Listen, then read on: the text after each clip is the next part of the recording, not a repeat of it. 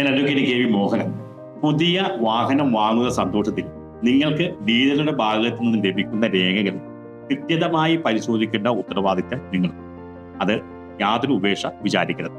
കാരണം നിങ്ങൾക്ക് ലഭിക്കുന്ന രേഖകളിൽ രേഖപ്പെടുത്തിയിട്ടുള്ള വാഹനത്തിന്റെ engine number, chassis number, manufacturing date and year എന്നിവയെല്ലാം കൃത്യമായി പരിശോധിക്കും.